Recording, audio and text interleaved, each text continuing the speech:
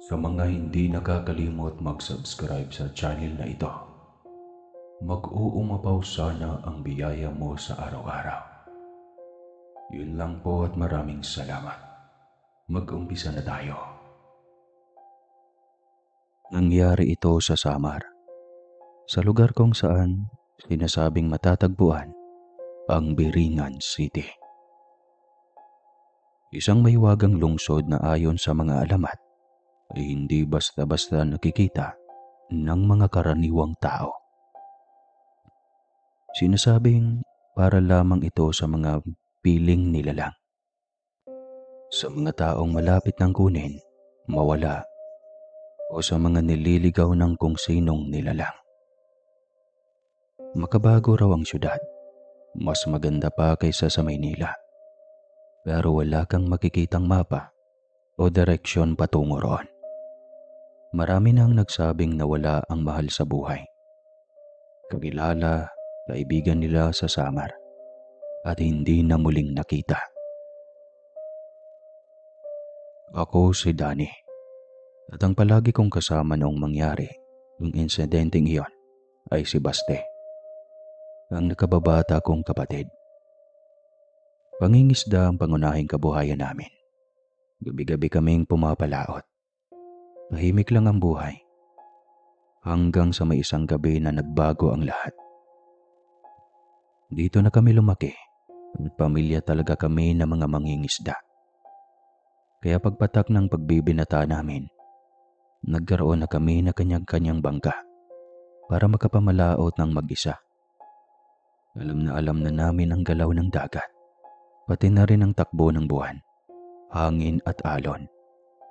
Sa madaling salita, sanay na kami. Wala nang dapat na ikatakot. Pero si Baste, iba siya sa amin. Takot talaga siya sa dagat. Hindi mo siya mapapasakay ng bangka kung siya lang. Pero dahil sa takot niya kay tatay, at dahil sa parte na ng buhay namin ang pangingisda, napilitan siyang sumama sa laot. Hiniling na lang niya na sa bangka ko siya sumama, para kahit papano may kasama siyang kilala at baka sakaling lumakas-lakas ang loob niya. Ayos lang naman sa akin na lagi siyang kasama. Mas nalilibang ako kapag nandyan si Baste. Hindi rin kasi kami nagkakalayo ng edad, kaya magkasundo kami sa maraming bagay. Pero higit pa roon, may kakaiba talaga kay Baste. Sobrang talino niya. Minsan nga parang mas matanda pa siyang mag-isip kasi sa akin. Ang sarap niyang kausap.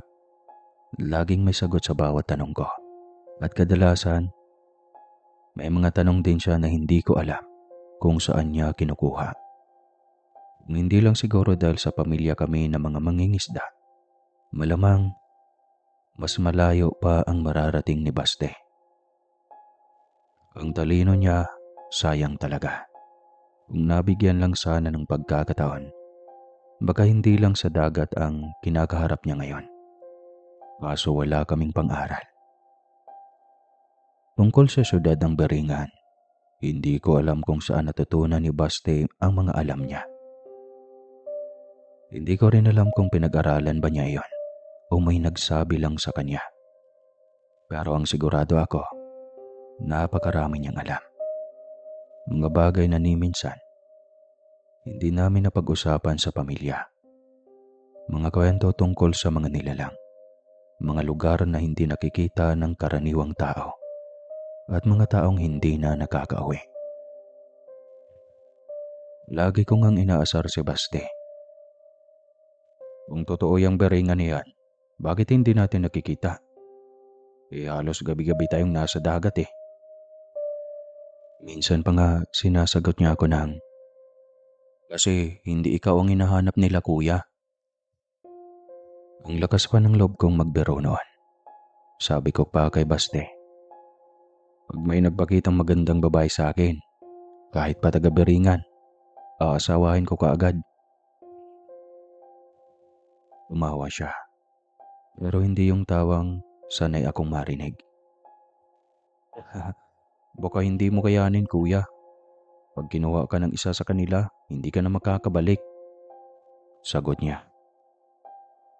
Natahimik ako sandali, pero mabilis ko ring tinawanan. Sanay na ako sa mga ganyang sagot niya. At oo, kahit taga rito ako, hindi ako naniniwala sa kwento-kwento tungkol sa beringan na yan. Ayaw ko talagang paniwalaan. Wala namang patunay eh. Ni minsan wala akong nakita. Wala akong naramdaman. Kaya para sa akin, puro imbento lang yan ng mga matatanda para takutin ng mga bata. Mas naniniwala pa ako sa mga aswang. Yun kahit papano may ebidensya. Pero beringan, isang syudad na hindi nakikita. Nabigla ka na lang dadalhin kung saan. Kalokohan.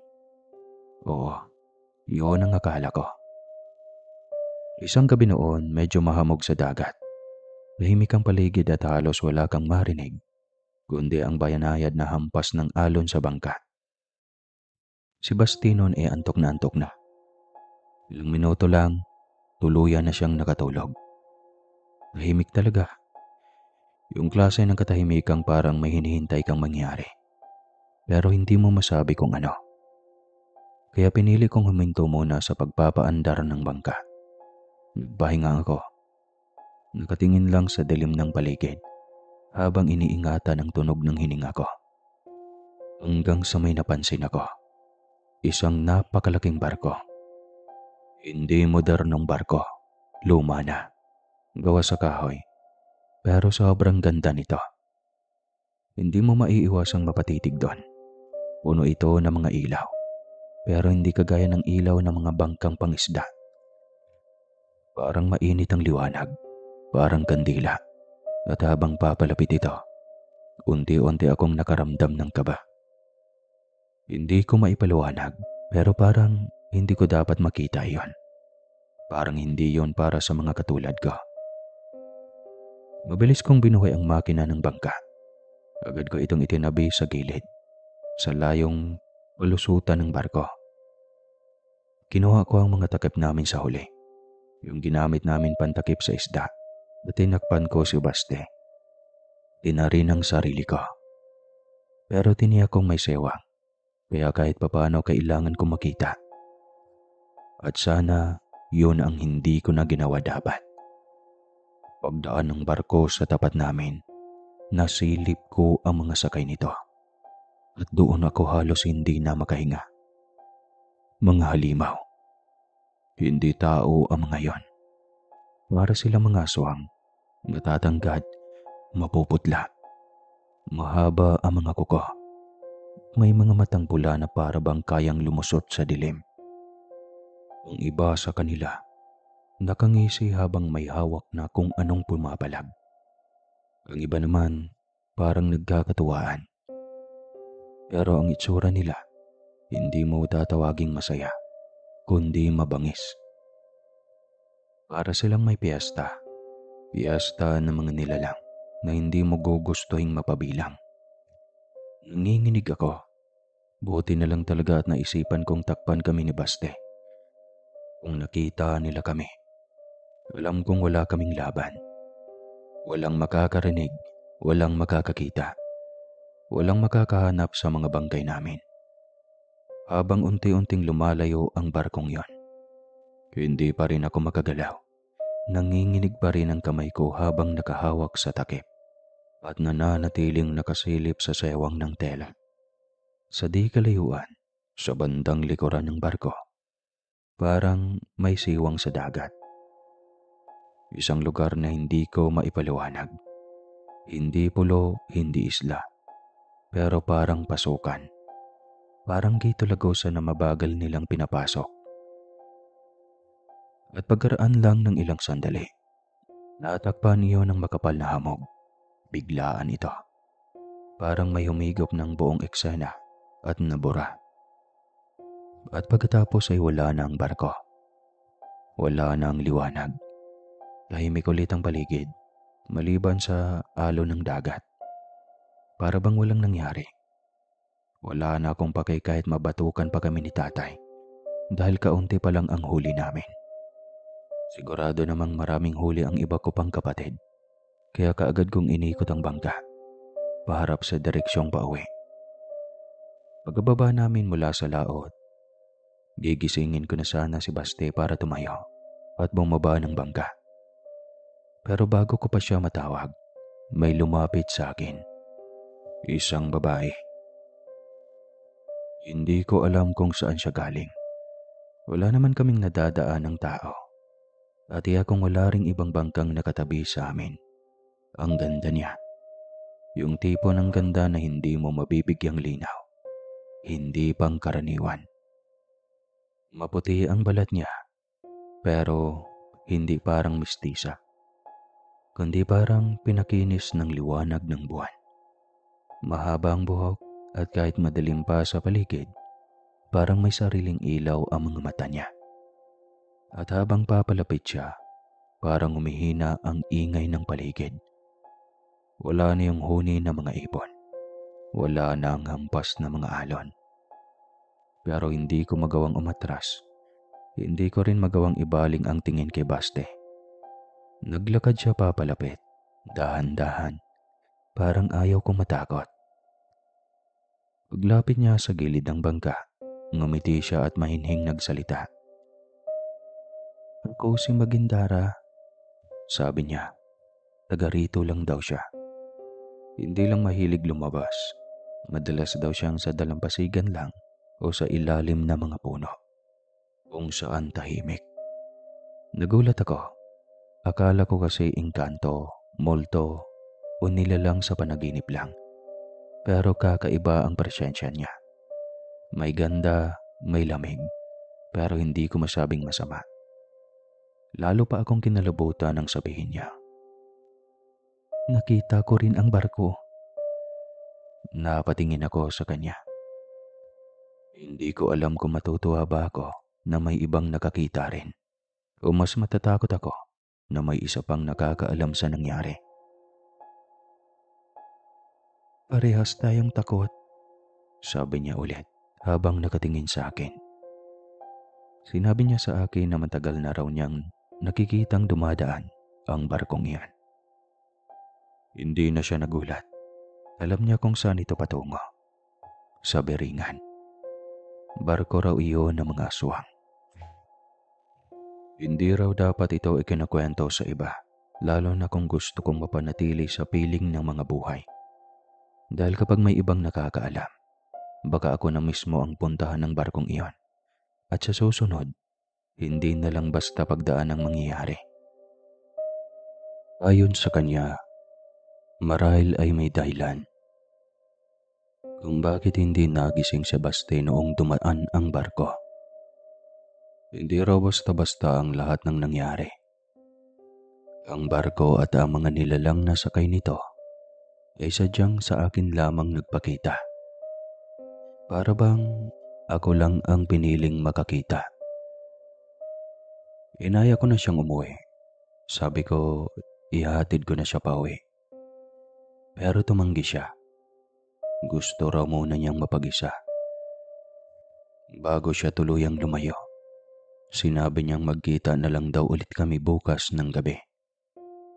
Nandoon lang naman daw siya palagi sa dalampasigan. Hindi ko alam kung bakit. Pero may kung anong bumabagabag sa akin habang pinagmamasdan ko siyang naglalakad papalayo. Hanggang sa kinabukasan, nakita ko ulit siya sa eksaktong pwesto sa dalampasigan.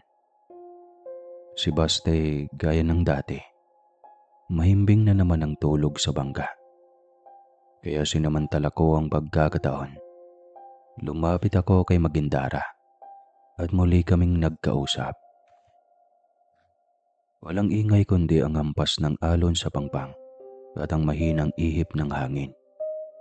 Mas malaya kaming nagkwentuhan ngayon. Wala akong iniisip na makakarinig. Wala akong inaalalang magtatanong.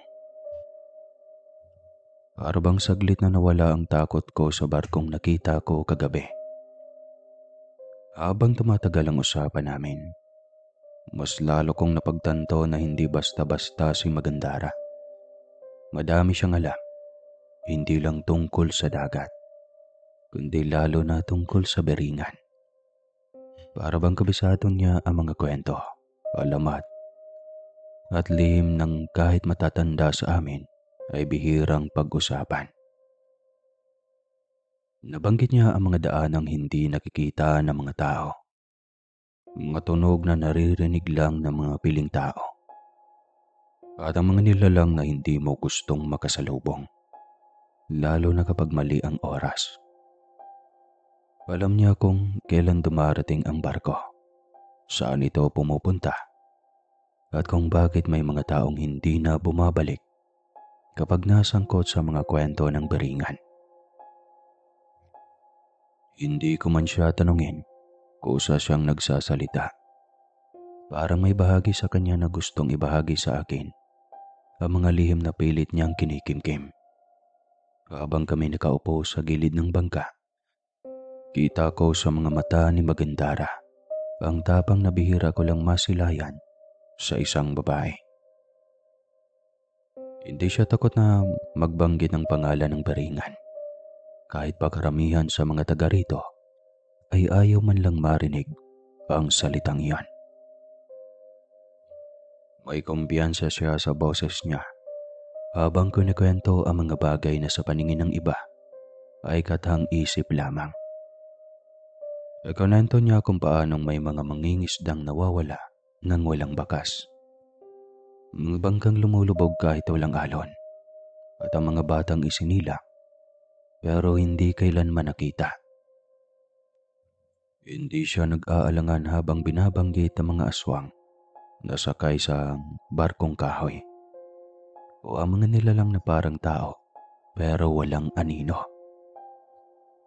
Parang may kung anong koneksyon sa pagitan namin na kahit hindi niya sabihin, ramdam kong gusto niyang maprotektahan ako. Hindi niya ako tinatakot, kundi binabalaan. At sa bawat salitang binibitawan niya, sa bawat kwento ng bangkang kahoy at mga nilalang ng gabi, unti-unti akong naaakit na maniwala. Lagi kong sinasabi sa sarili kong hindi totoo ang beringan. Wala akong nakita, wala akong ebidensya. Pero sa Megandara, siya ang ebidensya. Ang paraan ng kanyang pagkukwento, ang kumpiyansa niya, ang mga detalyeng hindi mo basta maiimbento. Lahat yun ay unti-unting nagpapabagsak sa pader ng pagdududa ko. Biglang naisip ko, baka hindi katang-isip ang beringan. Baka totoo nga ito. Pero pinili lang ng mga tao na huwag pansinin para makatulog sila sa gabi nang walang kaba. Pero ako, ngayong naririnig ko na ito mula kay Magindara, mas gugustuhin kong makinig, matuto at mag-ingat. Hindi ko na napigilan ng sarili ko. Kanina pa siya kwento ng kwento tungkol sa baringan, sa barko, sa mga nilalang. Pero ni minsan, hindi ko pa siya talaga nakilala bilang tao. Kaya habang kami nakaupo sa gilid ng bangka, habang pinaglalaroan ng hangin ang buhok niya, at ang mga paa niya ay nakalubog sa malamig na tubig dagat, tinanong ko siya, Magindara, saan ka ba talaga nakatira? Napatingin siya sa akin. Ilang segundo siyang tahimik. Parang iniisip kong sasagutin ba niya ako. Sa huli, tumango siya at ngumiti ng konti. Dito lang, sa baryo natin. Kaya lang, hindi lang talaga ako mahilig lumabas. Nagulat ako. Akala ko'y dayo siya o napadpad lang sa dalampasigan. Nabanggit niya rin na wala na siyang ama. Naiwan lang daw sila ng kanyang ina. Tuwing binabanggit niya ang ama niya, pansin kong nag-iiba ang tono ng boses niya. Mula sa mahinahon ay nagiging matalim. May kung anong galit na bumabalot sa bawat salitang binibitawan niya kapag usapan ay tungkol sa ama niya. Hindi niya kailangang sabihin ng diretso, pero ramdam ko masakit para sa kanya ang iniwang sugat ng taong dapat sanay unang nagprotekta sa kanya. Tuwing kinukwento ko kay Baste si Magandara, palaging nag-iiba ang tingin ng kapatid ko sa akin. Hindi niya sinasabi agad, pero ramdam ko para bang may bumabagabag sa loob niya. Isang gabing pauwi na kami galing laot. Sabay kaming nakaupo sa dulo ng bangka. Sabog na ang langit sa bituin. Sa kanya biglang binitawan ang tanong. Kuya, sigurado ka bang may kinakausap ka talaga? Napalingon ako sa kanya at pilit kong iniwas ang tingin. Anong ibig mong sabihin? Tahimik siya saglit. Kasi kahit tulog ako, naririnig ko ang alon. Pero wala akong naririnig na boses mo. Wala rin akong naririnig na sagot galing sa kausap mo. Tahimik lang. Parang ikaw lang mag-isa. Hindi ako nakasagot agad. May parte sa akin na gustong tumawa. Sabihing baka antok lang siya o panaginip lang ang lahat. Pero may isa ring parte sa akin na kinabahan. Dahil totoo nga, hindi pa niya nakikita si Magandara. Kahit isang beses.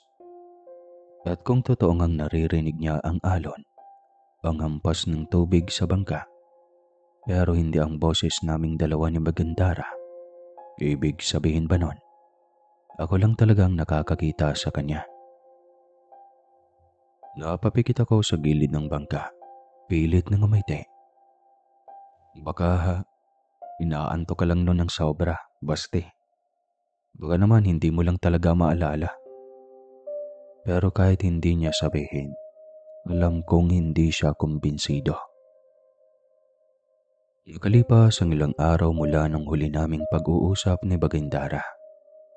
Nilagnat si Baste, biglaan. Para bang napagod ang katawan niya o sadyang napasama ang kalagayan niya dahil sa paulit-ulit na pagkababad sa tubig at lamig ng gabi. Wala rin kaming maayos na pamamahinga sa bangka. Basang mga damit, pawis na natutuyo sa balat at hampas ng hangin sa laot. Naiwan siyang nakahiga sa banig sa bahay habang ako naman ay nagpumilit pa ring pumalaot. Kaya kung maputol ang pagkikita namin ni Magandara, sa totoo lang, para na siyang naging dahilan ko kung bakit ako nagsusumikap na gumising sa madaling araw. Ngayon, ako na lang mag-isa sa bangka. At doon kami ulit nagkita si Magandara. Nakaupo sa paborito niyang batong nakausli sa gilid ng dalampasigan. Minsan napapaisip ako kung talagang doon siya laging galing o hinihintay niya lang ako tuwing lumulubog ang araw. Mas lumalalim na talaga yung pagkakakilala namin ni Magandara. Araw-araw kaming nagkikita sa dalampasigan at kahit walang gaanong napag-uusapan, parang ayaw lang naming matapos yung gabi. Minsan puro kalokohan lang ang pinag-uusapan namin. Minsan naman mga walang kwentang bagay. Basta kahit ano lang, walang tumatahimik. Tawa lang kami ng tawa kahit simpleng bagay lang. Tapos di sinasadyang magkatitigan kami. O kaya magdikit ang balat, yung tipong magkakabanggaan ang braso o kamay. Awan ko ba, pero tuwing nangyayari yon, parang may kuryente akong nararamdaman. Tapos bigla kaming tatahimik. Kundi yung parang parehas kaming kinikilig, pero ayaw lang naming aminin. Pero sa totoo lang, habang tumatagal, mas lalo akong nalilito. Kasi minsan, parang masyadong perpekto ang lahat. Baka nahuhulog na ako. Bigla akong nanliit. Alam mo yung tipong tinititigan mo siya ng matagal, tapos parang anghel talaga yung kaharap mo. Ewan ko ba, pero si Magandara, sobrang ganda niya. Yung tipong kahit simpleng ngiti lang, parang bumabagal yung paligid. Tapos ako, eto lang, lagi na lang amoy isda. Lagi akong malagkit at pawisan. Kahit anong ayos ko sa sarili ko bago pumalaot, wala rin. Mababasa lang din ako ng tubig dagat. Mapapawisan din habang nagsasagwan. Kaya kahit gustuhin kong sabihin sa kanya na gusto ko siya, na baka pwede ko siyang ligawan, hindi ko magawa. Para kasing ang layo namin. Baka matawa lang siya o baka mawalan ako ng pagkakataong makita siya ulit sa gabi. Kaya mas pinili kong kimkimin na lang. Basta't makita ko siya gabi-gabi, makausap, makatawa. Sapat na muna siguro yon para sa akin.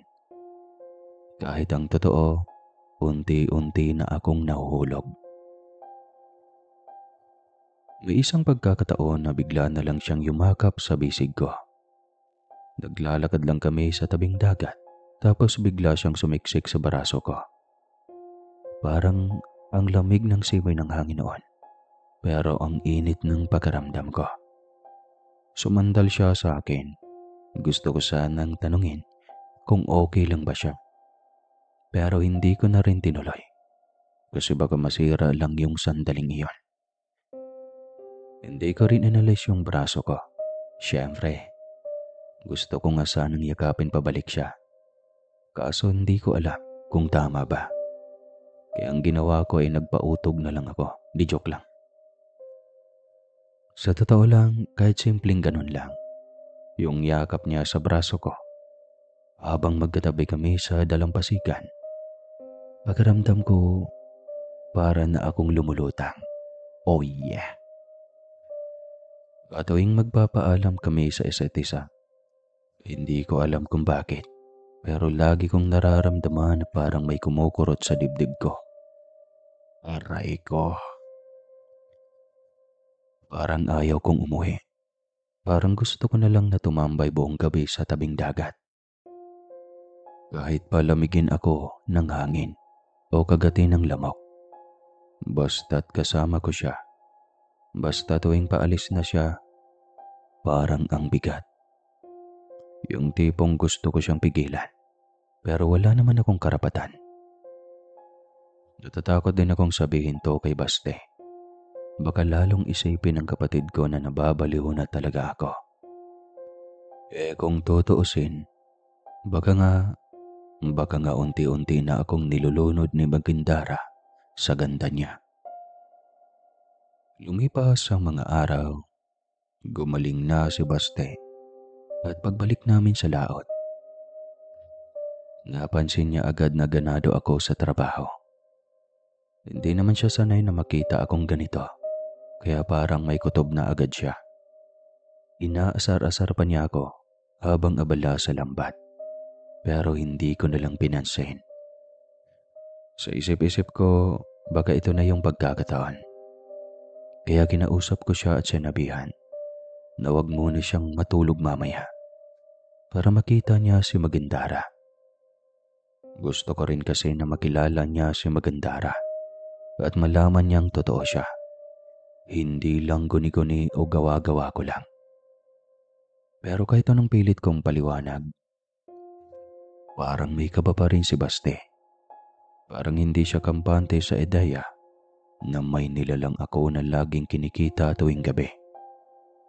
Ramdam kong may duda pa rin siya, pero ayos lang. Ang mahalaga, gumaling na siya at makakasama ko na ulit siya sa laot. Habang pinaplano ko kung paano ko siya ipakilala kay Magindara, may halong kaba at pananabik akong nararamdaman. Gusto ko nang makita ulit si Magindara. Gusto kong marinig ulit yung boses niyang parang alon at makita yung ngiti niyang hindi ko maipaliwanag kung bakit sobrang nakakaakit. Umabot ang gabi. Balik kami sa pwesto naming dalampasigan. Tahimik si Baste pero ramdam ko nagising siya. Kaya kampante akong nandyan siya para makilala niya si Magindara. Medyo kinakabahan ako pero mas nangingibabaw yung pagkagalak. Hindi nagtagal, dumating si Magindara. Kasing ganda pa rin ng dati pero may kakaiba ngayon. Parang may laman yung mga mata niya habang papalapit siya. Tahimik lang siya, parang may iniisip. Ako naman, todo ngiti at pinakilala ko na sa kanya si Baste. Pero si Baste, hindi makatingin ng diretso. Parang balisa, napapakamot sa batok. Napatingin-tingin sa paligid at biglang naging tahimik. Si Magandara naman parang naiilang. Hindi siya tulad ng dati na kwela at palangiti. Ang mga mata niya, parang may takot o kaba na hindi ko maipaliwanag. Hindi ko alam kung may tensyon ba o may hindi lang talaga sila magkasundo agad. Pero napansin ko agad na parang gusto na ni Magindarang umalis. Sabi niya, kailangan na raw niyang umuwi. Maaga pa daw bukas. Nagulat ako kasi una niyang nagpaalam ng ganun kaaga. Pag-alis niya, parang may naiwan na bigat sa pagitan naming tatlo. Tahimik si Baste, tahimik din ako. Parehas kaming hindi makatingin sa isa't isa. May kung anong hindi ko maipaliwanag. Pagka-uwi namin, doon na nagsimulang magsalita si Baste. Kita sa mukha niya na may bumabagabag talaga. Seryoso siyang nagtanong kung sino raw ba talaga ang kinakausap ko sa dalampasigan. Sabi niya, matandang babae raw ang nakita niyang nakatayo sa tabi ko. Kulubot ang balat, puti ang buhok, at nakasuot ng luma at kupas na bestida. Nagulat ako. Akala ko binibiro lang ako ni Baste. Pero seryoso ang mukha niya. Pati ako napaisip. Sa mata ko kasi, si Magindara ay isang dalagang maganda. Makinis at may kakaibang dating. Pero sa nakita ni Baste, ibang-iba. Akala ko talaga inaasar lang ako ni Baste. Sanay na kasi akong ginagawa niya ako ng kwento para lang maasar. Pero sa pagkakataong iyon, iba ang tono niya. Hindi siya ngumingiti, hindi siya tumatawa. Seryoso yung mukha niya habang pilit niyang pinapaliwanag na hindi siya nagsisinungaling. Kaya parang nahati ako kung anong paniniwalaan ko. Yung mga mata ko ba o yung sinasabi ni Baste? Kaya para patunayan ko kay Baste, sa tarik ng araw pa talaga namin pinuntahan yung sinasabi ni Magandara na bahay nila ng nanay niya. Gusto kong ipakita sa kapatid ko na totoo siya, na hindi ako nababaliw. Pero bago pa man kami makalapit sa mismong bakod, may humarang sa amin. Isang matandang lalaki na parang bantay doon. Seryoso ang mukha niya habang sinasabi na matagal na raw abandonado yung bahay. Walang nakatira doon. Wala na raw lumalabas-masok. May namatay daw dyan doon, isang babae. At ang pangalan ay Magindara. Tumatandang dalaga raw, laging mag-isa. At ang mas nakakakilabot, sabi niya, kung totoo raw na may nakakausap kami sa tabing dagat, baka hindi na yun buhay. Pinaglaban ko talaga, hindi ako nagbatalo. Sinabi ko na totoo, na nakakausap ko si Magandara gabi-gabi sa tabing dagat. Lagi kaming nagkikita, nagkukwentuhan, at minsan pa nga'y iyakapan niya ang braso ko. Pero matigas ang paninindigan ng matanda. Paulit-ulit niyang sinasabi na matagal nang patay ang Magindara na tinutukoy ko. Ayon sa kanya, bata pa raw siya noong huling nabalitaan ang tungkol sa babaeng iyon. Isa raw siyang tahimik at misteryosang dalaga na hindi halos lumalabas sa bahay. Palaging nasa dalampasigan tuwing gabi. At may mga sabi-sabing may kakaiba ito. Pero matagal na raw itong namatay. Tsaka lang siya tumahimik. Tinignan ako ng matalim at sinabing, Kung totoong siya nga iyon, hindi siya nabubuhay sa mundong ito. para akong biglang nilamig sa sinabi niya. Tumingin ako kay Baste. Tahimik lang siya pero halata sa mukha niyang natatakot rin. Sa mga oras na yon, nagsimula akong magduda. Sino nga ba talaga si Magindara? Nakipagkwentuhan sa akin yung matandang lalaki habang nakaupo kami sa ilalim ng lilim ng puno sa may tabi ng kalsada. Sabi niya, yung nanay daw ni Magindara ay isang tahimik na babae na halos hindi rin lumalabas ng bahay noon. Balita raw noon sa buong baryo na nabuntis daw ito ng isang engkanto mula sa Beringan. Marami ang nagduda pero wala naman daw makakumpirma. Bigla lang itong nanganak at naging boga ay si Magindara. Mag-ina lang daw talaga silang nakatira sa bahay na iyon. Hindi kilala ng karamihan. Halos hindi rin nagpapakita. Parang palaging may bumabalot na hiwaga sa kanila.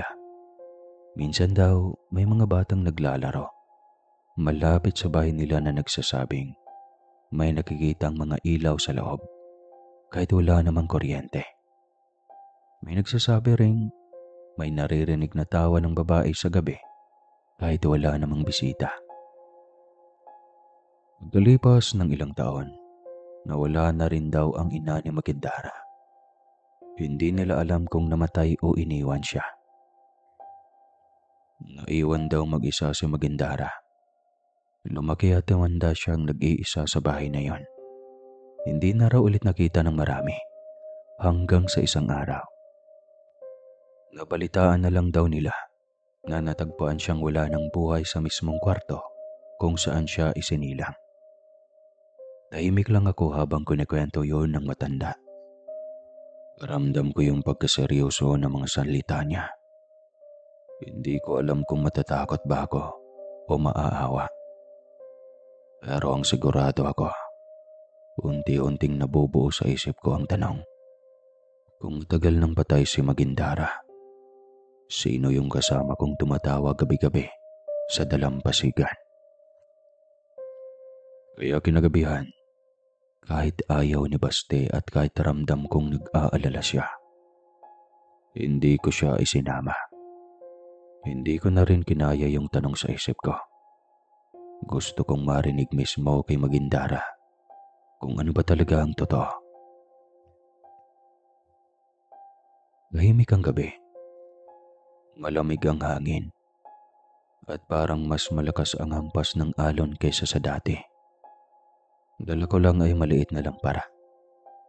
Habang dahan-dahan akong naglakad papunta sa dalampasigan. Walang masyadong bituin sa langit. Parang pati langit ay hindi sigurado sa gabi na yon. Pagkarating ko sa pwesto namin, wala siya. Tinawag ko siya ng pabulong, paulit-ulit. Hinintay ko, umupo ako sa buhangin. Wala pa rin. Nagtagal ako sa dalampasigan hanggang sa unti-unti kong naramdaman yung lamig na bumabalot sa paligid ko. Yung klaseng lamig na parang may nanonood, na parang hindi ako nag-iisa at doon ko siya nakita. Nakatanaw mula sa may batuhan, nakatayo lang sa dilim, tahimik, hindi gumagalaw. Tumakbo ako at lumapit sa kanya. Nandoon siya sa tabi ng bato. Nakaupo, niyuyo ko ang ulo habang nanginginig ang balikat. Doon ko lang napansin, umiiyak pala siya. Lumuhod ako sa harap niya. Tsaka siya tumingin sa akin. Namumugto ang mga mata niya. at basang-basa ng luha ang pisngi niya. Humihingi siya ng tawad, paulit-ulit. Parang ayaw niya akong tignan ng diretsyo. Parang nahihiya o natatakot. Hindi ko alam kung anong dapat kong maramdaman noon. Nandyan siya sa harap ko, pero biglang bumigat ang pakiramdam ko. Para akong hinihila ng damdaming hindi ko maintindihan. Galit ba, lungkot, takot? Pero isa lang ang sigurado ako. Gusto kong marinig ang lahat mula sa kanya. Gusto kong malaman kung sino ba talaga siya. Sabi niya, kung papayag daw ako, magpapaliwanag siya. Basta raw sumunod lang ako sa kanya. Hindi na ako nagtanong pa. Hinawakan ko ang kamay niya sabay kaming naglakad papunta sa likod ng punong malapit sa dalampasigan. Yung puno na dati kong dinadaanan lang. Pagdarating namin doon, naupo kami sa may ugat ng puno. Doon siya nagsimulang magsalita. Pero hindi ko na rin namalaya na dahan-dahang pala akong inaantok habang nagsasalita siya.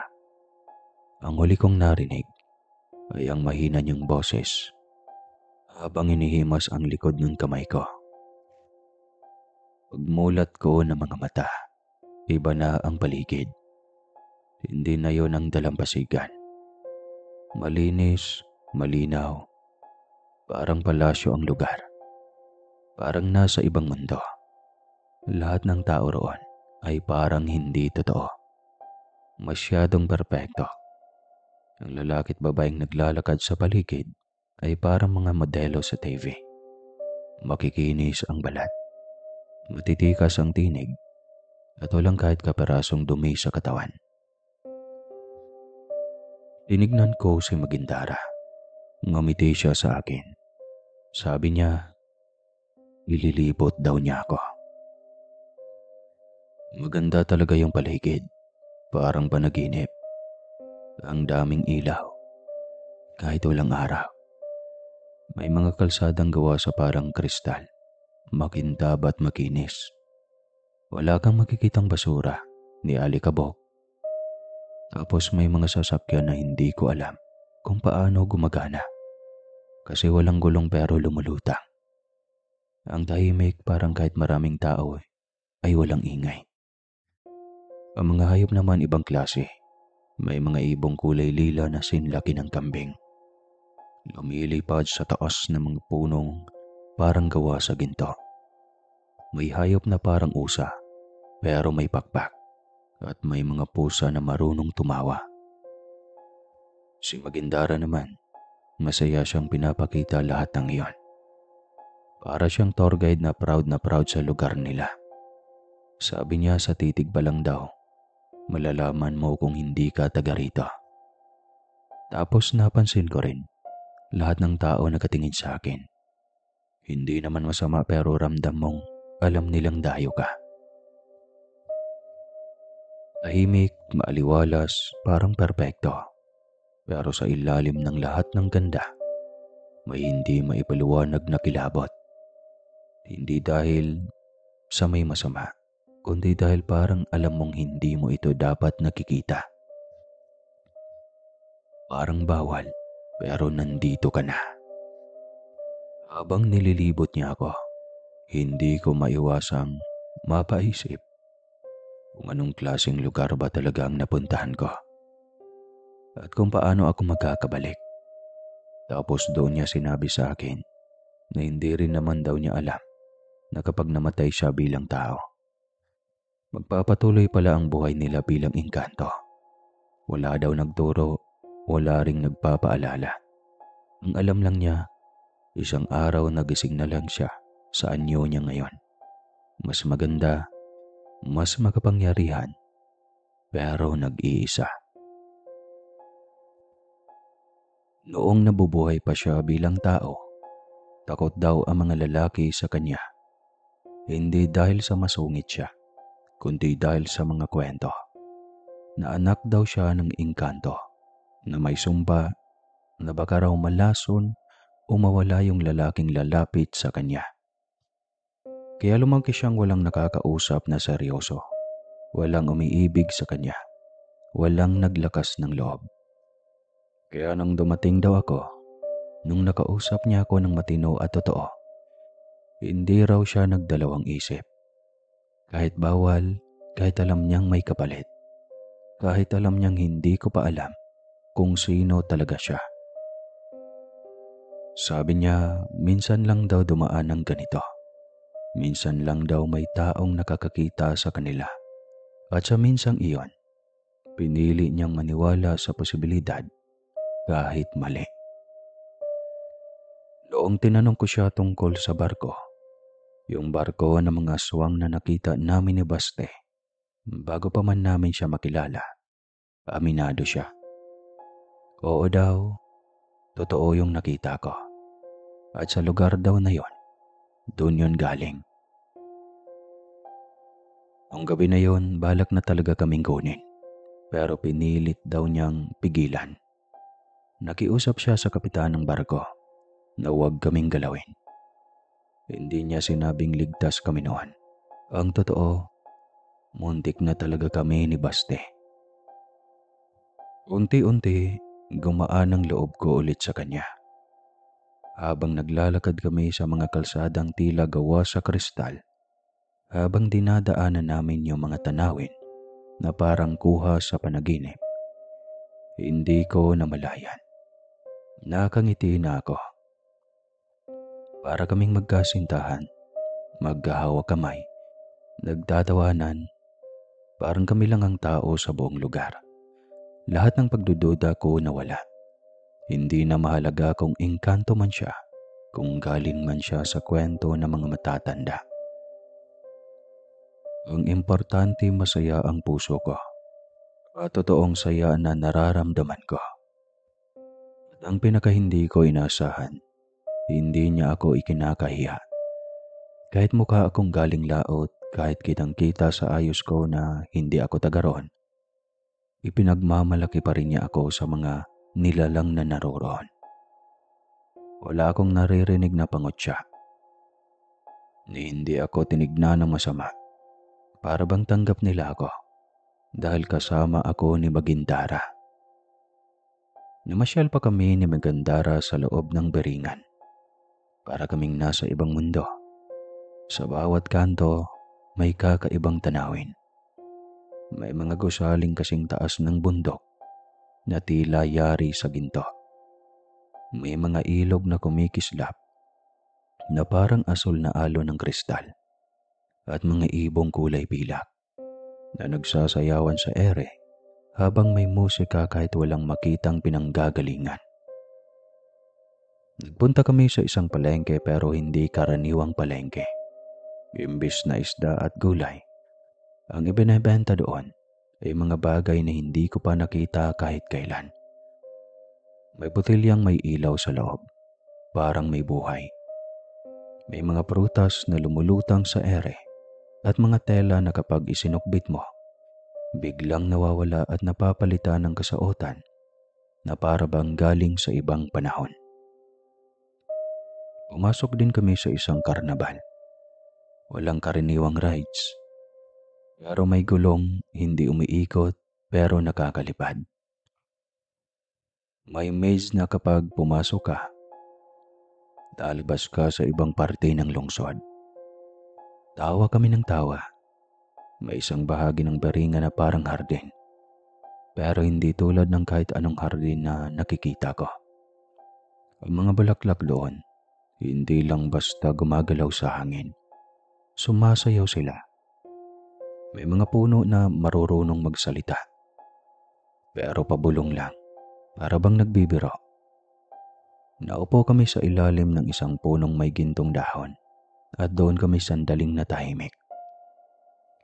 At sa huling bahagi ng gabi, dinala niya ako sa tuktok ng isang tore. Mula roon, kita ang buong beringan. Kumikislap sa dilim, buhay na buhay. Doon niya ako tinanong kung kaya ko pa siyang mahalin. Kahit alam ko na kung sino talaga siya. Hindi ako sumagot. Hinalikan ko na lang siya sa noo. Tinanong ko siya kung ganito ba talaga ang buhay ng mga taong kinukuha, ang dinadala sa beringan. Kung ganito ba kasarap, kaganda at kaganap, parang paraiso na walang problema, walang gutom, walang takot. Umiling siya. Seryoso ang mukha ni Magindara habang nakatingin sa malayo. Sabi niya, hindi ganito ang kapalaran ng karamihan. Itong parte ng baringa na pinapakita niya sa akin, para lang iyon sa mga piling nilalang. Mga nilikhang katulad niya na may dugong engkanto o kaya sa mga may koneksyon sa kanila. May ibang bahagi raw ng baringan na hindi pinapakita sa mga bisita. Madilim, mabigat ang hangin, puro utos, puro trabaho. Parang kulungan pero walang rehas. Doon dinadala ang mga taong kinukuha mula sa mundo ng mga tao. Yung mga nawawala, napagkamalang nalunod, o basta naligaw na lang at di na muling nakita.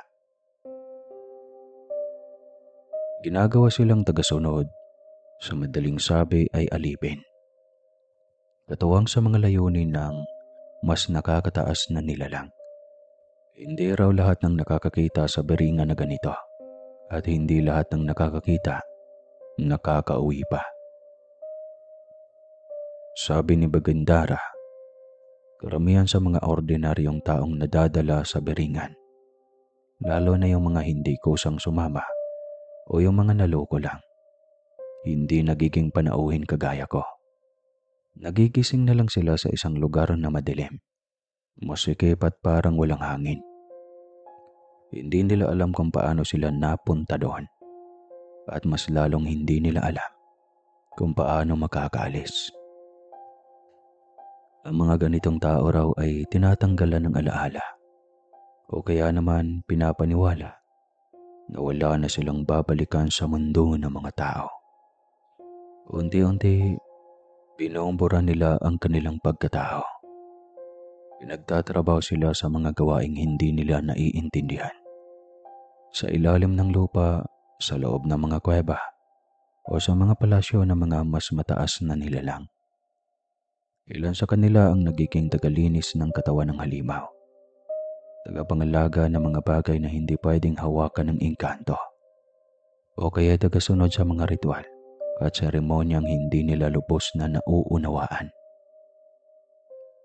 Hindi rin daw sila tumatanda, pero hindi ibig sabihin na hindi na sila napapagod. Parang naiiwan silang buhay, pero wala nang silbi ang buhay nila. Walang direksyon, walang pahinga, walang kasiguruhan kung makakaalis pa. May ilan daw na sumusubok tumakas, pero madalas na uuwi sa pagkabaliw. Kasi raw sa tuwing sinusubukan nilang tumakas, ang paligid ng baringan mismo ang bumabaluktot. Paikot-ikot lang sila kahit na daang-daang kilometro na ang tinatakbo nila. Pinakamasakit pa raw, may mga taong kahit makauwi, hindi na sila nakilala ng kanilang mga mahal nila sa buhay. O kaya hindi na nila nakilala ang sarili nila. Parang hindi na sila buo. Parang naiwan ang kaluluwa nila sa baringan, habang ang katawan lang ang nakabalik. Tahimik lang ako habang nakikinig sa ikinakwento ni Magandara. Parang ang ganda ng lugar na kinatatayuan namin ay unti-unting nabalot ng lamig. Sa ilalim ng lahat ng kinang at karikitan, may mga kaluluwang napipiit. At iyon nga ang totoo. Ang beringan ay hindi lang lugar ng kagandahan, kundi ng mga lihim at kaluluwang hindi na pinakawalan. Ikwento rin ni Magandara na may mga tao raw na hindi mananatili sa beringan para maglingkod o manilbihan, kundi dadalhin doon para maging pagkain. May mga engkanto raw na kakampi ng mga nilalang na hindi kayang tumira sa liwanag. Kabilang dito ang mga aswang, lalo na yung mga nasa barkong nakita ko. At ayon sa kanya, ang barkong iyon ay hindi basta ordinaryong sasakyang pandagat. Isa itong gumagalang lagusan sa pagitan ng mundo ng tao at ng mga nilalang ng dilim. Kapag may mga nawawalang tao sa kalapit ng mga baryo o isla, madalas daw ay hindi lang sila napariwara. May mga pagkakataong sinasadya silang iligaw o ligawan ng mga anyong engkanto, kagaya ng ginawa sa akin. Pero ang layunan ay hindi pag-ibig, kundi pag-aalay. Ang mga napipili raw ay karaniwang mga batang malulusog, mga dalaga at binata, o yung mga taong walang naghahanap. Sila ang isinasakay sa mga barkong iyon.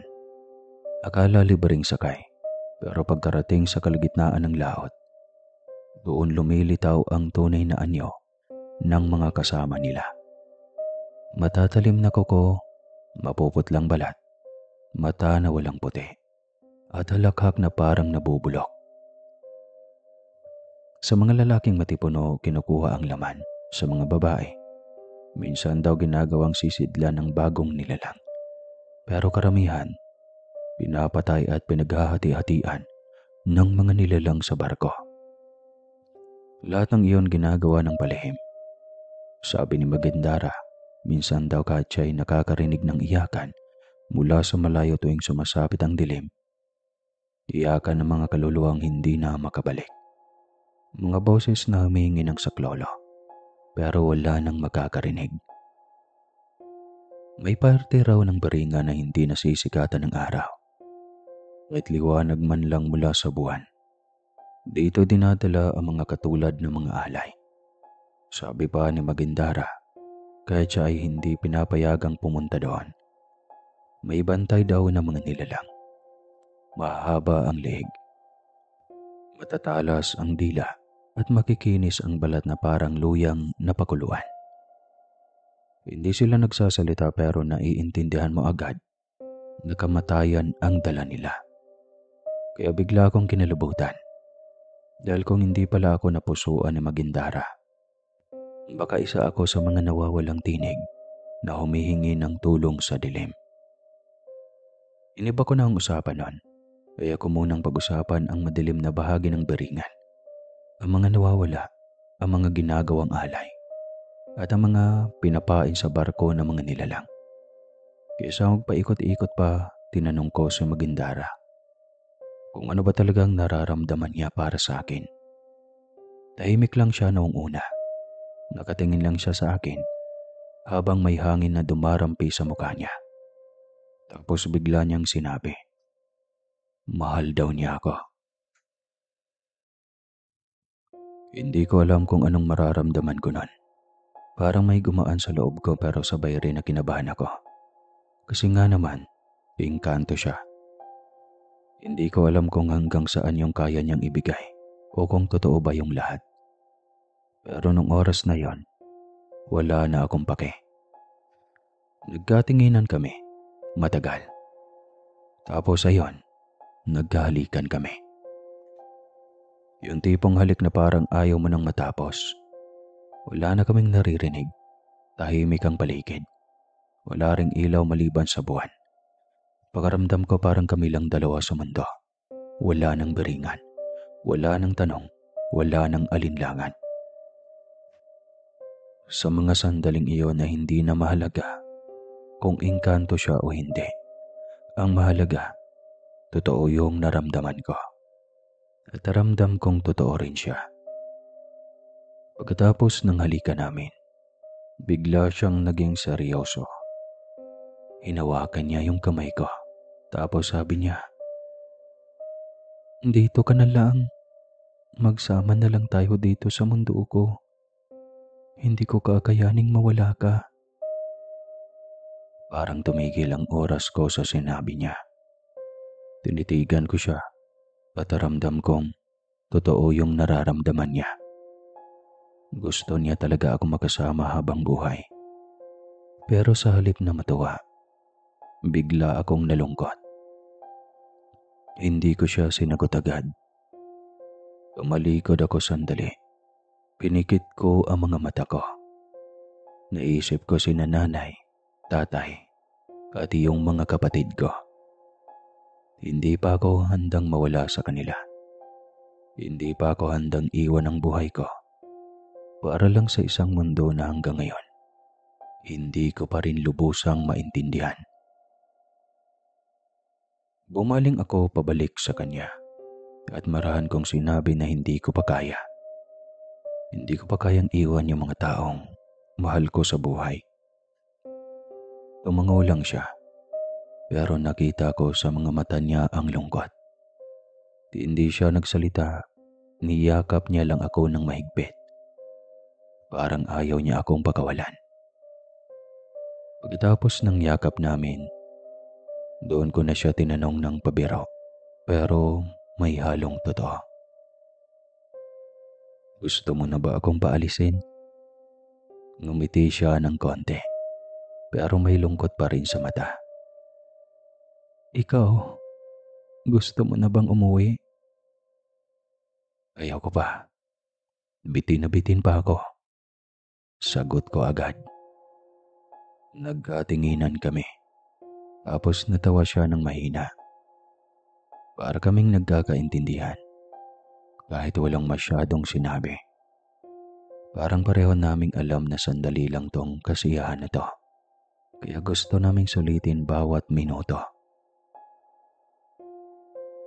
Habang naglalakad kami sa gilid ng lawa, bigla siyang tumigil. Halos napaupo kami sa damuhan. Kita namin yung mga ilaw na parang bituin na bumababa sa tubig. Doon niya ako tinignan. Tapos bigla niyang sinabi sa akin ang isang bagay na hindi ko inakala. Iba ang oras dito sa Beringan. Mas mabagal ang takbo ng panahon dito kaysa sa mundo niyo. Napakunot mo ako. Akala ko biro lang. Anong ibig mong sabihin? Tanong ko. Akala mo saglit ka lang dito, pero sa mundo niyo, baka ilang araw ka nang nawawala. Baka hinahanap ka na nila. Doon ako kinabahan. Parang bigla akong natauhan. Buong akala ko'y parang isang panaginip lang to. Sandaling pahinga sa magulong mundo namin. Pero hindi pala. Totoo ito. At habang mas pinipili kong manatili dito, baka may pamilya na akong nag-aalala, naghahanap, umiiyak sa kakaisip kung nasaan na ako. Tumingin ako kay Magindara. Kita sa mga mata niya na alam niyang nasasaktan ako sa nalaman kong yon. Pero hindi rin niya maitatago na masakit sa kanya ang posibleng pag-alis ko. Kung pwede lang pigilan ng oras, gagawin ko para hindi ka na umalis. Wala akong nasagot. Napayo ko na lang ako. Sa isip ko, hindi ko alam kung dapat ba akong matuwa o matakot sa mundo ng mga engkanto. Kasi habang mas tumatagal ako dito, mas mahirap nang bumalik. Hanggang siya na mismo ang nagsabi. Umuwi ka na. Ako na ang maghatid sa iyo. Bulong niya habang nakatingin sa malayo. Parang pilit na nilulunok ang lungkot. Hindi ako nakapagsalita. Parang nabara ang lalamunan ko. Tahimik lang akong tumango. Nilapit niya ako sa dibdib niya. Ramdam ko ang tibok ng puso niya habang nakayakap ako sa kanya. Dahan-dahan niyang hinihimas ang ulo ko. Parang batang pinapatahan. Salamat. Bulong ko. Halos hindi ko na marinig ang sarili ko. Habang pinipikit ko ang mga mata ko, parang umigpit ang yakap niya. May kasamang pangingilid ng luha pero hindi ko inintindi. Antok na ako at nang tuluyan kong idilat ang mga mata ko, nasa dalampasigan na ako. Wala na si Magindara. Parang panaginip lang ang lahat. Naglakad ako pa uwi. Medyo lutang pa. Ang lamig ng hangin sa gabi, pero iba yung lamig na nararamdaman ko sa dibdib. Habang papalapit ako sa amin, napansin kong may mga taong nagkukumpulan pa rin sa tapat ng bahay. May mga ilaw, parang may lamay. Pero nang mas lumapit ako, doon ko narinig ang boses ni nanay. Umiiyak. Kasakaling buhay pa ang anak ko. Pagkaramdam ko, tumigil ang mundo ko. Ang bigat sa dibdib. Gusto kong sumigaw, pero parang natuyuan ako ng laway. Hanggang sa may isang bata ang napalingon sa akin. Tapos sabay turo. Si kuya oh, si kuya. Lumingon ang lahat para silang nakakita ng multo. Yung iba napaatras, yung iba napaiyak. Si nanay napatakbo sa akin at niyakap ako ng sobrang higpit na parang ayaw na akong pakawalan. Inak, akala namin wala ka na. Isang buwan kang nawawala. Agulgol niya. Isang buwan daw. Isang buwan. Doon ko napagtanto na totoo nga ang sinabi ni Magindara. Iba ang oras sa baringan. Akala ko saglit lang ako doon. Akala ko ilang oras lang akong nawala. Napangiti ako ng pilit habang punas ang luha ni nanay. Natatawa ako sa loob-loob ko. Kasi kahit sanabihan pa ako ng Magindara, hindi pa rin ako naniwala. At ngayon, ako na mismo ang patunay na totoo ang mga kwento. Habang yakap-yakap ako ni nanay, pinapalibutan ng mga kapitbahay na puno ng tanong. Saan daw ako galing? Paano ako nabuhay? May kumukop ba sa akin? Napatingin na lang ako sa malayo. Parang naririnig ko pa rin sa tainga ko yung boses na Magandara. Huwag mong ipagsasabi. Kapag ipinagsabi mo, may kapalit yun.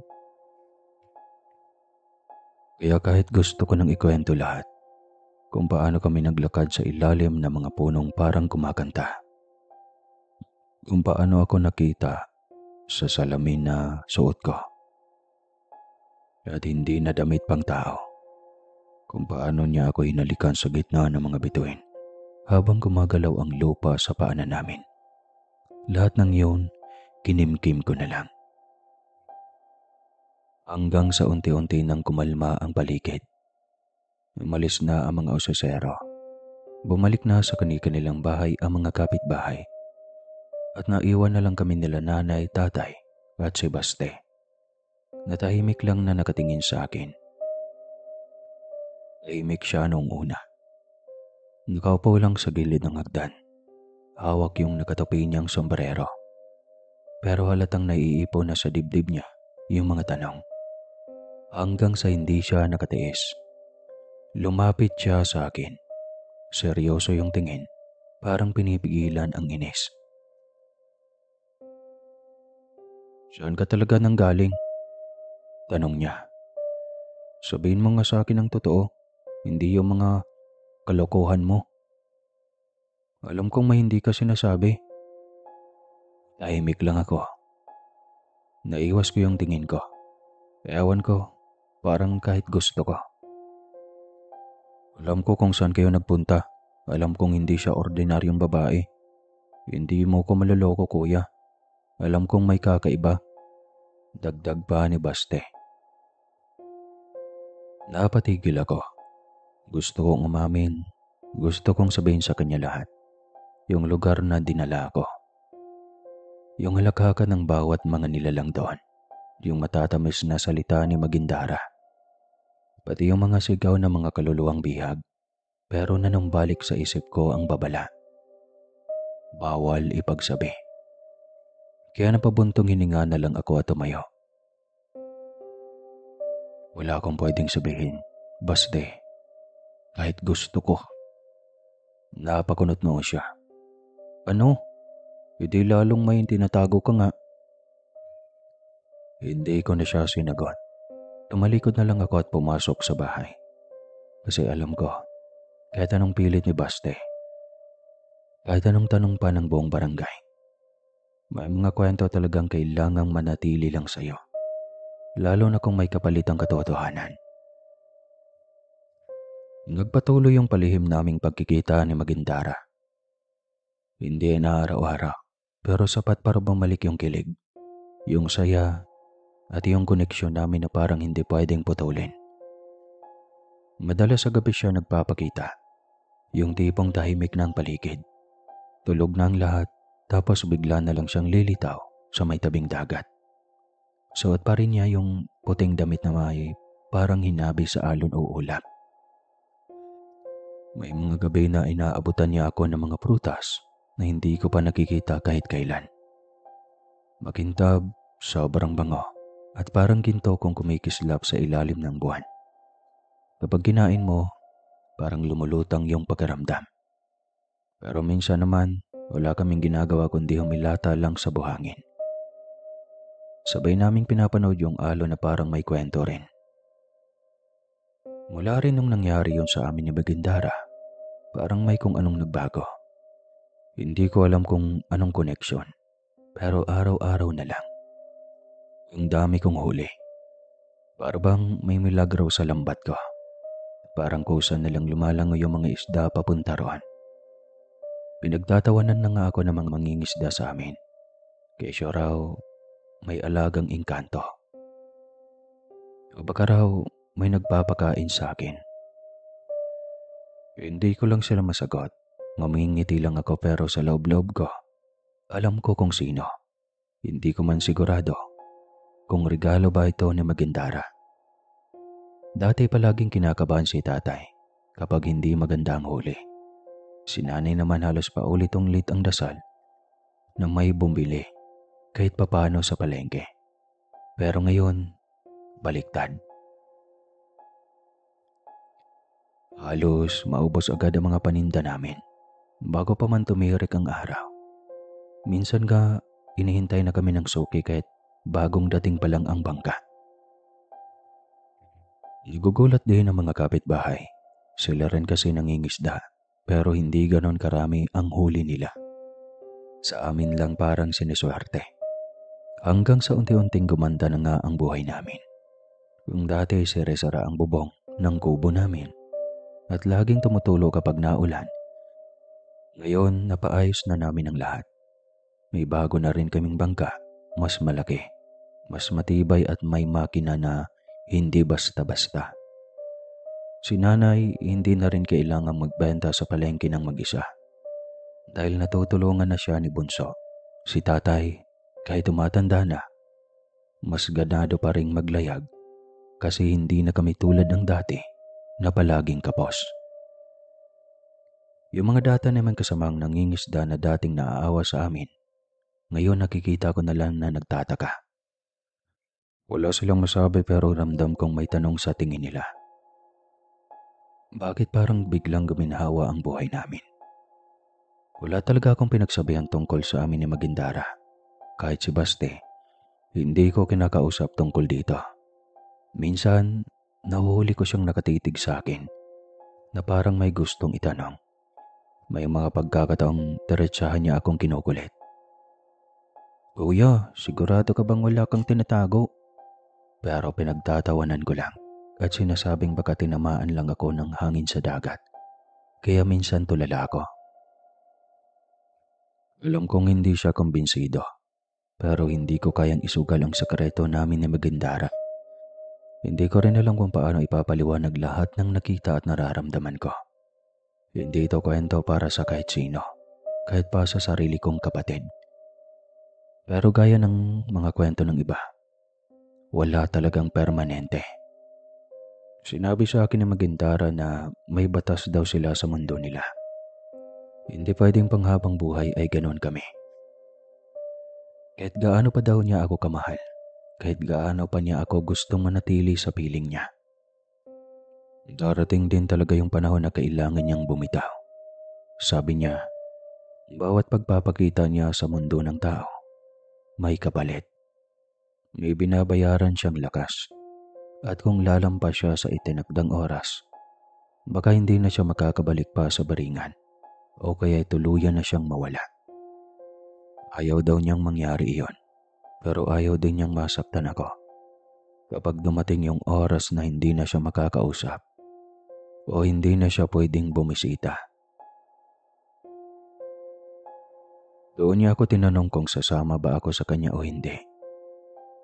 Tahimik lang siya habang hinihintay ang sagot ko. Seryoso na talaga. Ayun lang daw ang tanging paraan para ituloy yung sa amin. Kung mananatili ako sa mundo ng mga tao, unti-unti kaming lalayo sa isa't isa. Dadalang ang mga pagkakataong magkikita kami hanggang sa tuluyan na siyang mawala. Pero kung sasama ako sa kanya, kung pipiliin kong iwan lahat at lumipat sa mundo nila, sa Beringan, kami daw ay magkasama habang buhay. Mahal na mahal ko si Magindara. Walang duda doon. Ayaw ko siyang mawala. Ayaw kong mawala yung mga ngiti niya. Yung mga lambing niya ng boses niya tuwing kinakausap ako. Yung mga lakad namin sa ilalim ng buwan. Habang wala kaming ibang inaalala, kundi ang isa't isa. Pero habang nakatitig ako sa kanya, habang hinihintay niya ang sagot ko, napagtanto kong hiram lang ang lahat ng ito. Hiram ang oras ko sa mundo nila. At sa mundo namin, nandoon si nanay, si tatay, ang mga kapatid ko. Hindi ko pa nasusulit ang oras kasama sila. Gusto ko pa silang makasama sa mga simpleng bagay. Gusto ko pang makita kung paano sila magbago habang tumatagal ang panahon. Gusto kong mapanood si Bunso na gumraduate. Gusto kong marinig si nanay habang nagkukwento ng paulit-ulit na kwento tuwing gabi. Gusto kong makita kung paano tatanda si tatay habang nag-aalaga pa rin ng mga bangka. Gusto kong malaman kung anong itsura ng magiging pamangkin ko. Gusto ko pa. Hindi pa ako tapos sa mundo ko. Hindi ko pa kayang iwan lahat ng ganun lang. Kaya kahit ang sakit, kahit parang pinipilas ang puso ko, napakagat ako sa labi at saka ko sinabi sa kanya, "Pasyensya ka na Magindara, pero hindi pa ngayon." Hindi ko alam kung galit siya o malungkot, pero imbes na magalit, hinaplos niya lang yung mukha ko. Tapos ngumiti siya. Yung tipong pilit pero totoo. Yung ito'y na alam mong gusto pa rin niyang piliin, kahit hindi mo siya pinili. Wala siyang sinabing masama, wala siyang pinilit. Pero bago siya mawala, sinabi niya sa akin, "Kung may susunod mang buhay, sana doon na lang pipigil." Tapos nawala na siya. Ako, naiwan ako. Dala yung sakit, pero dala rin yung aral. Na hindi lahat ng pagmamahal ay kailangang sundin agad. Minsan kailangan mong piliin yung mas masakit, yung mas mahirap. Kasi yun yung tama. Kahit hindi kami nagkatuluyan, kahit hanggang dun lang kami, hindi ko pagsisisihan na minahal ko siya. At kung sakaling magtagpo kami ulit, baka doon, sa pagkakataong yon, kami na talaga. Simula noon ay hindi ko na ulit nakita si Magindara sa dalampasigan. Mula nung araw na yon, araw-araw akong dumadaan. Umaasang baka sakaling sumilip siya, kahit saglit lang, kahit anino lang niya, o kahit boses niya sa hangin. Pero wala. Tahimik ang dagat, parang walang nangyari. Para bang lahat ng sandaling pinagsaluhan namin ay nilamon na ng alon. Minsan, nauupo ako sa bato, kung saan kami madalas mag-usap. Hinahayaan ko na lang na hampasin ng hangin yung mukha ko habang nakatingin sa malayo. Parang gusto kong sisihin yung sarili ko kung bakit hindi ko siya sinama sa buhay ko. Pero sa puso ko, alam kong tama yung naging desisyon ko. Kahit gustong gusto ko siyang makita ulit, natutunan ko na ring tanggapin na baka hanggang doon na lang talaga kami.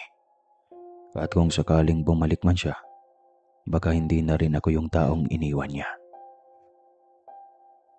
Sobrang tagal nang naging proseso ko bago tuluyang maghilom yung sugat ng pagkawala ni Magindara. Hindi biro. Parang araw-araw akong nilalamon ng alaala. Ilang gabi akong may iyak na parang bata. Yung tipong tipid sa ikbe. Baka kasi marinig ako ni nanay sa kabilang kwarto. Kahit anong pilit kong itulog, hindi ako matahimik. Kahit anong gising ko, hindi siya mawala sa isip ko. Pakiramdam ko, sinumpa ako ng beringan. Akala ko regalo. Yun pala may kabayaran. Hindi naman ako nagsisisi na minahal ko siya. Pero ramdam ko rin kung gaano kalupit ang mundo nila. Ibang klaseng sakit to. Yung alam mong may nagmahal sa'yo, pero hindi mo pwedeng ipaglaban. Kasi hindi lang kayo magkaibang mundo, kundi magkaibang realidad pa. May mga araw na pilit kong inaliw ang sarili ko. Lumubog sa trabaho, tumulong sa pamilya, ngumiti sa mga tao. Pero kahit anong gawin ko, may puwang pa rin sa dibdib ko na parang hindi na talaga mapupuno ulit. Pero alam nyo, dahan-dahan din. Hindi biglaan. Dumating din yung mga umaga na hindi na siya agad pumasok sa isip ko. Dumating din yung mga gabi na nakatulog ako ng walang luha. At unti-unti, hindi na siya masakit. Alaala na lang. Masarap pero mahapdi pa rin paminsan-minsan. Maraming taon nang lumipas bago ko muling binuksan yung puso ko. Hindi ko minadali. Hindi rin ako basta naligaw ng landas. Kasi sa totoo lang, parang trauma talaga yung iniwan sa akin ni Magindara. Hindi ko nga alam kung kailan ako tuluyang naging handa. Basta isang araw, nagising na lang ako. At hindi na ganun kabigat yung dibdib ko. Doon ko naisip na baka pwede na ulit. Pero ngayon, mas maingat na ako. Mas mapanuri, sinisigurado ko munang tao siya. Wala nang kung anong mahiwaga o engkantong mula sa kabilang mundo. Ayoko na ng ganon. Gusto ko ng isang relasyon na hindi ko kailangang itago. Hindi ko kailangang ipagpalit ang pamilya ko. At higit sa lahat, isang pagmamahal na kaya kong hawakan, yakapin at hindi mawawala sa isang iglap lang. Hindi siya perpekto pero totoo siya. At sa dami ng pinagdaanan ko, sapat na iyon. Naging totoo ako sa bago kong minamahal. Hindi ko siya ginaya kay Magindara na puro tago, puro lihim. Kwento ko sa kanyang lahat, pati yung tungkol sa baringan, sa mahiwagang mundo. Wala na rin naman kami sa summer noon, kaya pakiramdam ko, ligtas na. Wala nang babala, wala nang dapat itago. At ang pinakamasarap sa lahat, nakinig siya. Hindi siya natawa, hindi siya tumalikod. Inintindi niya ako. Naramdaman kong hindi lang ako basta pinapaniwalaan. Tinanggap din niya yung sakit, lungkot, at lahat ng bahagi ng nakaraan ko. Nagulat pa nga ako nang pinangalanan niya yung alaga naming pusa na Magindara. Napatingin ako sa kanya tapos tinanong ko, "Bakit yan ang pangalan?" Ngumiti lang siya sabay sabing, "Para kahit kailan, kahit hindi ko na maintindihan ang buong kwento mo, alam mong may parte pa rin siya sa buhay mo, pero sa paraang hindi na masakit." Sobrang saya ko lang nun. Ewan ko, siguro dahil ang tagal kong naging wasak. Kaya yung naramdaman ko ulit yung gaan, parang ibang klase. Lalo na yung puso namin. Sobrang lambing, sobrang bait. Para talagang si Magindara. Minsan nga kapag nakatulog siya sa kandungan ko, parang bumabalik sa akin yung alaala ng mga gabi sa dalampasigan. Yung mga lihim, yung mga halik, yung mga salitang bawal sabihin pero nararamdaman mo pa rin kahit tapos na. Pero ngayon, wala nang sakit. Alaala na lang. At kahit hindi na siya bumalik, kahit hindi na kami magkita, alam kong minsan, naging totoo si Magindara sa paraan na ako lang ang makakaintindi. Noong gabi bago ang kasal namin ng bago kong minamahal, napanaginipan ko si Magindara. Nandun ulit kami sa tagpuan namin, yung dalampasigan, yung lugar kung saan nagsimula ang lahat. Nakatayo lang siya sa harap ko, suot yung simpleng damit na madalas niyang isuot noon. Ngumiti siya sa akin, yung ngiting dati kong inaasam-asam, makita ulit kahit isang beses lang.